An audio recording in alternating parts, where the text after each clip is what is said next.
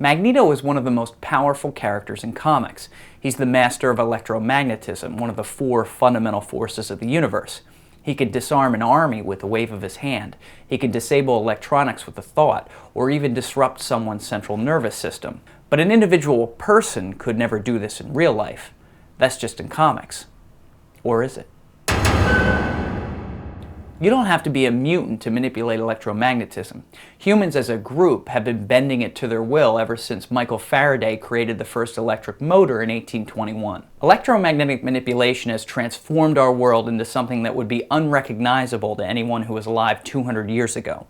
Not only do we use it to generate electricity for our towns and cities, but also in memory storage devices, cell phones, locking mechanisms, and loudspeakers. But this is what humanity as a whole can accomplish using advanced infrastructure and large machinery.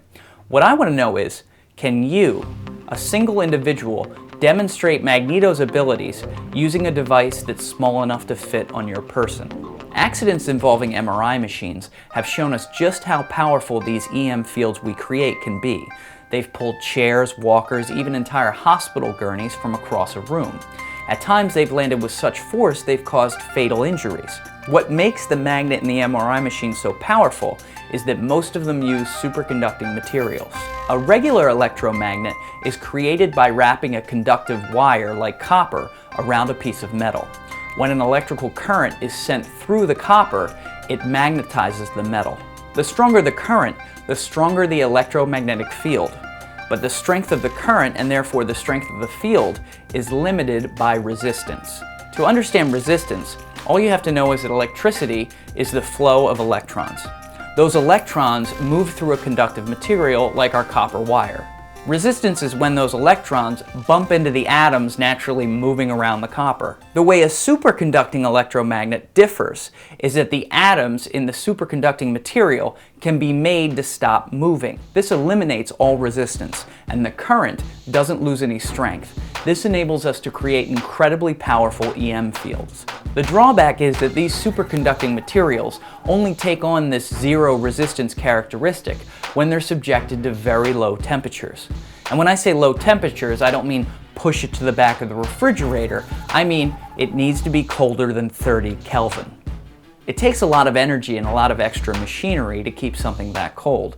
That's what's kept superconducting electromagnets from becoming commonplace. But scientists have steadily continued to make breakthroughs. In 1986, researchers at IBM discovered ceramics that could become superconductive at temperatures above 30 Kelvin. This won them the Nobel Prize. Today, we're aware of substances that can become superconductive at temperatures of 138 degrees Kelvin. That's a big leap. The ultimate goal is to create a room temperature superconductor. Theoretical physicist Michio Kaku believes we'll have room temperature superconductors before the end of the century, and that these devices will fundamentally change the world as we know it. Eradicating electrical resistance would dramatically reduce the costs of electricity, as well as the amount of pollution we create. It would also bring about a transportation revolution, where magnetically supported cars and trains would be able to run on a fraction of the energy used by today's vehicles. As an individual, you would have extremely powerful electromagnets, and because you wouldn't need any outside machinery to supercool them, they would be very small.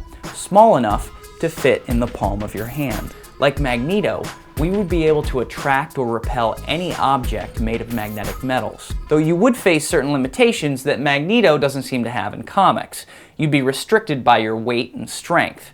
You can have action at a distance with magnetism, but you couldn't pull a car towards you. As you increase the strength of your magnetic field, you would be dragged towards the car before the car would come towards you. You could overcome this by putting the magnet underneath the car and activating it remotely.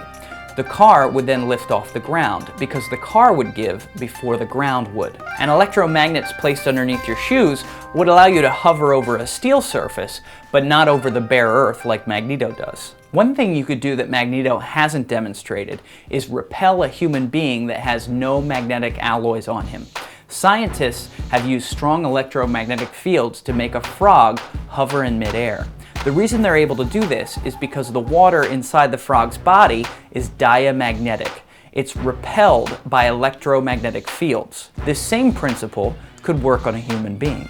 If you fire a strong enough EM field at a person, they will be pulled backwards by the water in their body. As you can imagine, this would be extremely uncomfortable, and if you were to project a magnetic field at someone at that strength, it would be harmful. Creating this powerful of an EM field would also do a great deal of damage to you.